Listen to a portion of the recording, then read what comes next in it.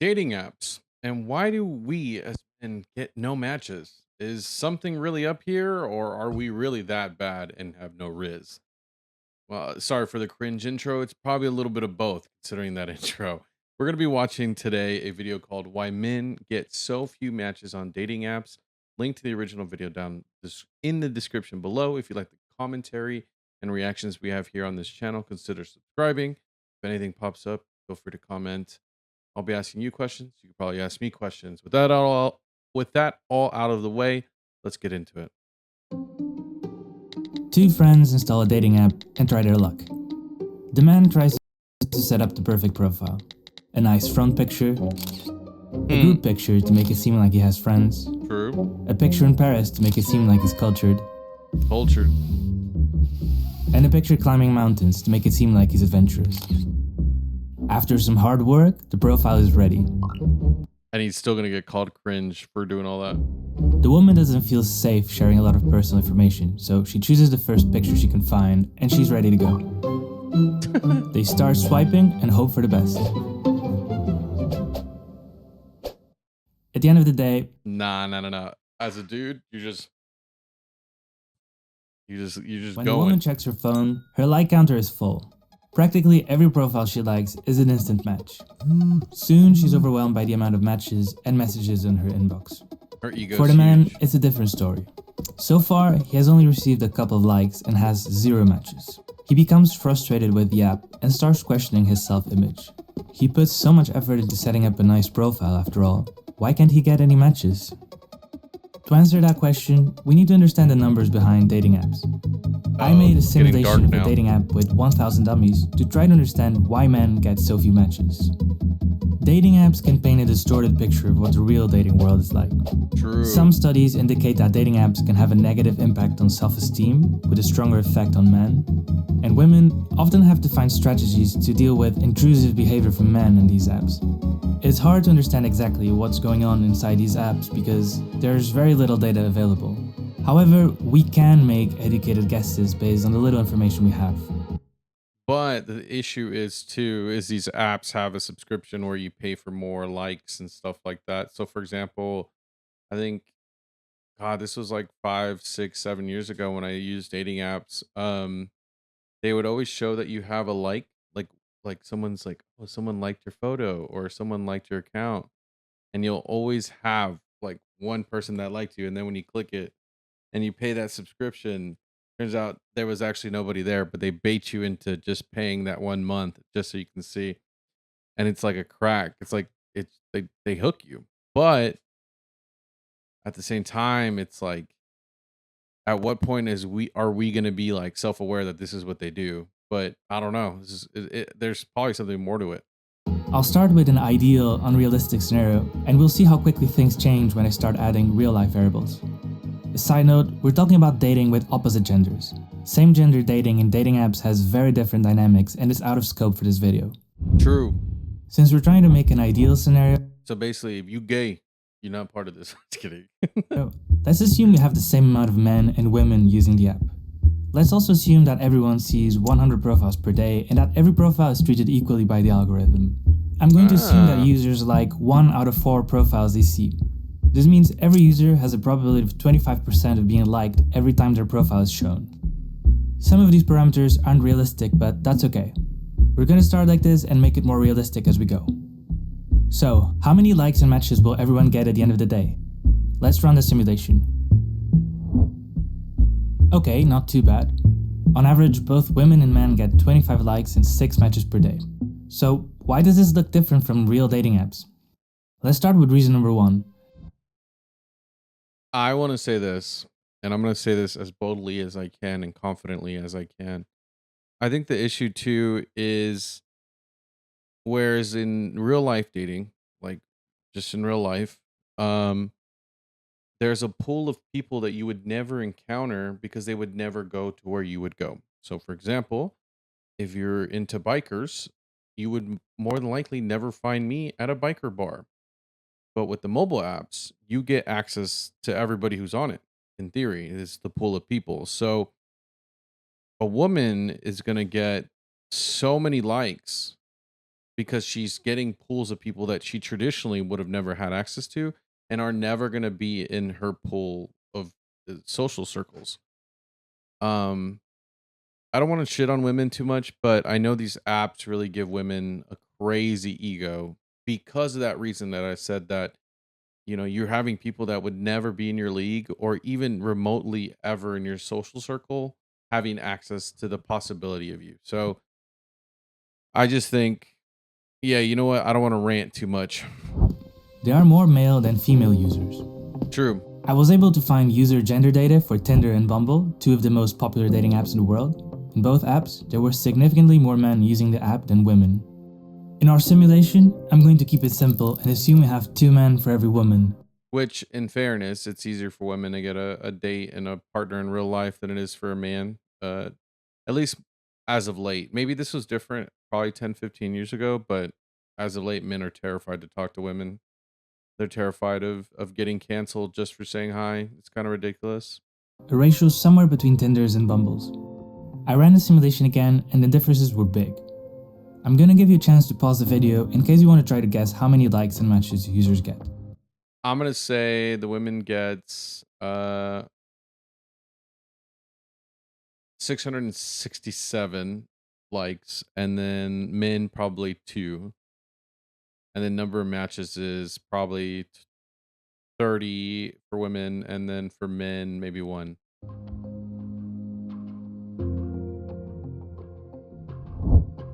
We now start to see the first signs of a gender imbalance in the results. Because there are 2 men for every woman, the number of likes received by the women doubled and the number of likes received by the men halved. So see, I could have guessed this if I paid attention to math. And when we look at the number of matches, something interesting happens. Women received an average of 50 likes. Since they like 1 out of 4 profiles, you would expect them to get an average of 12 or 13 matches. However, they only get 6. That's because now there are so many male users that women don't even get a chance to see half of the users that liked them. They only see 100 profiles per day, and there are just too many men in the queue. At this point, it makes sense that women start to feel a bit overwhelmed by the amount of likes they receive. Because they often encounter intrusive behavior from men that also makes them think carefully about who they give likes to. Men. Yeah, and some weirdos. There is some weirdos on these apps. That's why also when I say that you have access to people you would have never had, one of the pool of people are the weirdos. Because these weirdos would have traditionally would not be in like social environments. So Men, on the other hand, are starting to get a bit desperate. Because they don't get a lot of likes, they know they can't be too picky and start giving likes more generously to improve their chances of getting matches. but everybody does Which that. leads us to reason number 2. Men give more likes than women. According to this New York Times article from 2014, men are nearly 3 times as likely to like a profile than women on Tinder. So let's use those numbers. I'm updating the simulations that women and men give likes in 14 and 46% of cases respectively. So how do you think this is going to change the results? I don't even want to guess. It's going to get ridiculous. Now the gender imbalance increases even further. Women get an average of 92 likes, whereas men only get 7. And because men like 46% of the users they see, these 7 likes result on an average of 3.2 matches. Women get twice as many, an average of 6.4 matches per day. But things can get even more complicated for the average male user. Attractiveness is subjective, but the reality is that some profiles will be considered attractive by more users than others. Exactly, yeah. Which brings us to reason number 3. A small share of the users get a big share of the likes. I think so too, but also accounts that typically accounts. I hate saying this because as somebody who's ugly, I would say this. I guess you know what? I guess I can't speak on this. There's accounts that of people who are very mid, like below average or average, but because the ratio is so off, you have men or women getting more attention, even though they're not high in the scale. If we're doing that, I mean, I don't know if we want to, but I think that also contributes to this. I don't know. I guess I'm trying to have a whole different conversation of ego, but this is also interesting that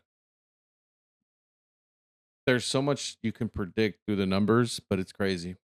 It's just crazy that there's a science to all this and we still fall for the trap, I guess. In a Q&A post from 2017 on Hinge's official website, one of the engineers behind the dating app shared some data about this imbalance. He mentioned that certain people get exponentially more attention than others. He reported that about half the likes from men were given to about 25% of women, Jesus. and half the likes from women were given to only 15% of men. This means that, especially with men, there's a small segment of users that get a large slice of the total likes. Let's try to include that in our simulation. I'm giving every user a score from 0 to 100% that determines how attractive they are perceived by other users. Until now, attractiveness has had no impact on the probability of getting likes. No. That means that every time a profile was shown, the probability of that profile being liked was 46 and 14% for women and men respectively, regardless of their perceived attractiveness. I'm now looking for a new distribution such that the top users get exponentially more likes, but while making sure the average like percentages stay the same. I went for the simplest formulas I could come up with, and you can find my assumptions on the screen in case you're interested. So the irony is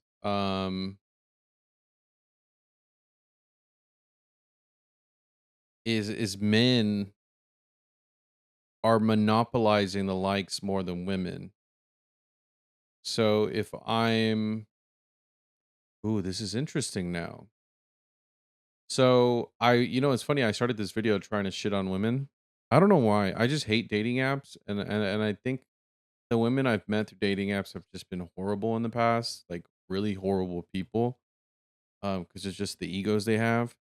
But if you really look at this equation, right? If you look at what's going on, so men have exponentially more likes and they monopolize the attention.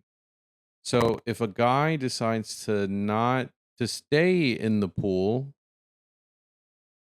he then lowers dramatically the chances of everyone else if a new person who is at that status enters the pool. So by these people never leaving the pool of matches, they make it exponentially worse for the guys who are still in there because these guys can just bounce around from these women and basically hog up the any potential that these other guys have. I don't know if that makes sense, but basically they have the market. Let's do some economics. They have the market share. If they never match with their perfect someone and leave the the market, then no one else will ever have a chance. And if anything, they can bounce around different little groups and become more popular while also ruining it for everybody else who's still in here is crazy. If anybody that's ruining it, it's actually these guys, I think. Because women are gonna do what they gotta do, you know? But the people who are actually ruining the dating apps, in my opinion, are these guys. Because they don't leave the dating apps. They honestly shouldn't even be on the dating app if you think about it. Basically, I assume that users with an attractiveness score of 0 have 0% chance of getting likes, and users with an attractiveness score of 100. Because again, these people would probably find success in real life without the dating app. So for them to be on the dating app actually makes it worse for everybody else. Have a 100% chance of receiving a like. This is admittedly an oversimplification, but since I couldn't find any real data, I'm trying to keep it as simple as I can. With these curves, 50% of the likes given by men go to the top 27% of women, and 50% of the likes given by women go to the top 10% of men, which is quite close to the numbers reported by Hinge, so this should be reasonably accurate. Let's run our final simulation. You can try to guess the results now. It's gonna sway towards the men. This was a bit of a trick question. The numbers stay the same. The difference is, now the distribution is skewed by the top users who get most of the likes. That means that the averages no longer describe the experience of the average user. So let's add a new metric. The median. In other words, how many likes and matches does the average user get? And now we can see the average male user only receives 1 like and 0 matches. If you look at the average number of likes for different attractiveness scores, we see that the top 10% of male users get 37 likes on average, whereas the average users get somewhere between 0 and 1 like.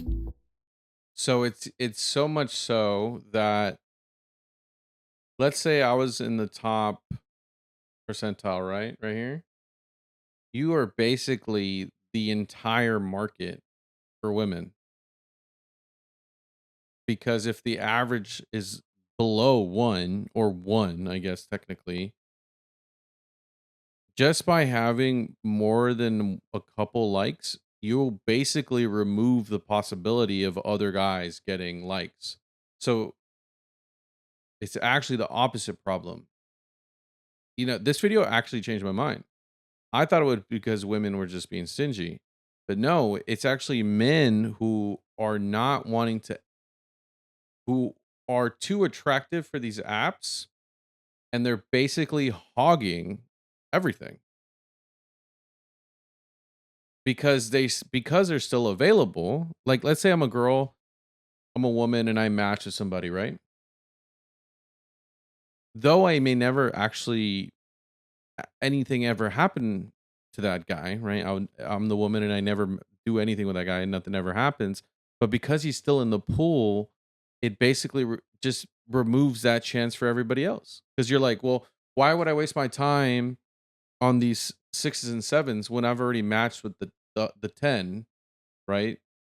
All I have to do is just wait till he's ready for me.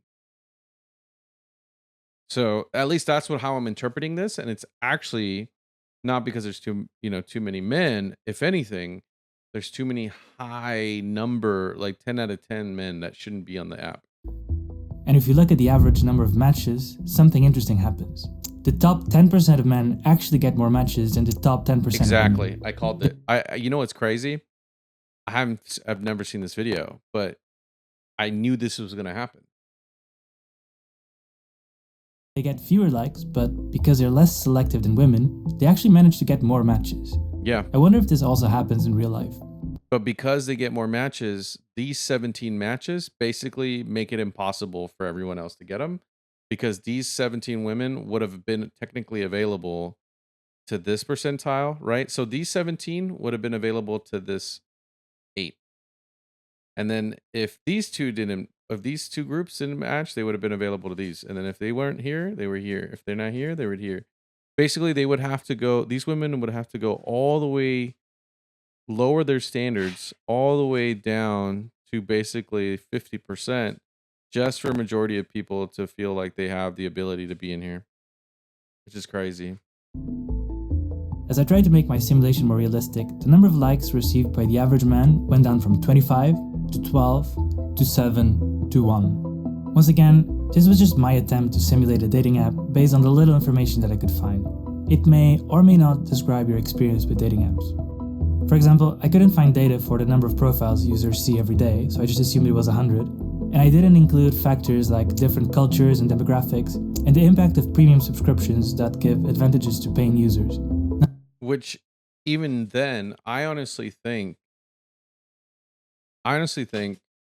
it doesn't. These two don't even matter. If you have too many attractive people on your app and they don't move on from the app at any given point, it's basically gonna put everybody else who's low numbers, like low in the dating scene, right, in a position where they're never gonna succeed. Because as long as those 10 out of 10s exist on the platform, women or men will never ever, or I guess men would, but I'm talking about in the perception of women, because women, because there's less of them, hold the power. But because women will see that there's these 10 out of 10 still technically available, why would they ever settle for the ones and the twos and the threes and the fours and the fives and the six and the sevens and even the eights and the nines? Um, and then when you put the whole subscription service into play, I think that's huge. Also, different cultures and demographics. It's I actually do think it actually. I changed my answer. I do think that actually affects it, but it's not in a sense that it's such an outlier, in the sense that, let's say there's a bunch of people from a certain country who don't have, I don't know, open-minded dating or whatever. And so they're just gonna always be picky no matter what. So they're never gonna find matches. But it's weird. Let me know what you think in the comments down below. Do you agree that I changed my mind on this? I thought I would be talking more about the egos that people develop, but quite frankly, I actually think this this opened my eyes, and now, if anything, the enemy of men are male models, basically. Anyway, love you guys. Check you out on the next one. Bye bye. This video is brought to you actually by viewers like you. Thank you so much for subscribing and being part of my journey and allowing me to be a part of yours. Let's create new memories this 2025 on our road to 1 million subscribers. And with all that jazz out of the way, I just want to say thank you so much. I love y'all and enjoy the video.